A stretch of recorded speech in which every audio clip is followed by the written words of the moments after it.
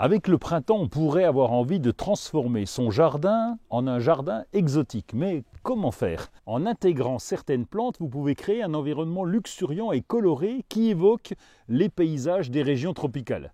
Alors assurez-vous tout de même de leur apporter les conditions optimales à leur culture. La fougère arborescente, avec ses frondes élégantes et son tronc robuste, peut atteindre plusieurs mètres de hauteur.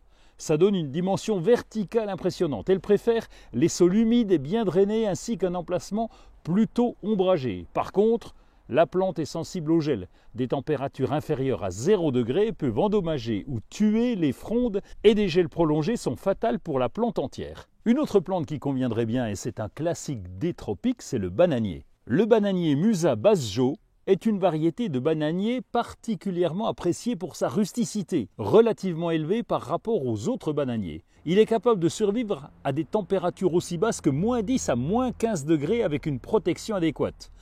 Le bananier possède de grandes feuilles vertes qui peuvent atteindre jusqu'à 2 mètres de long et 70 cm de large. Dans des conditions optimales, ils peuvent même atteindre une hauteur de 4 à 6 mètres. Bon, en climat froid, il sera souvent un peu plus petit. Il existe aussi d'autres plantes qu'on qualifie d'exotiques, mais qui peuvent vous apporter de la floraison. Le plumbago est une plante grimpante ou rampante qui produit de magnifiques fleurs bleu ciel. Ses feuilles vert foncé contrastent joliment avec les fleurs, et ça crée un spectacle visuel très harmonieux.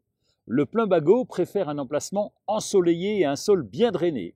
Elle est considérée comme une méditerranéenne et donc elle craint le froid. Si vous avez des parcelles exposées plutôt à la mi-ombre, eh bien les impatiences de Nouvelle-Guinée seront parfaites. Ce sont des plantes annuelles très colorées. Elles sont disponibles dans une gamme de couleurs allant du rose au rouge en passant par le violet et le blanc.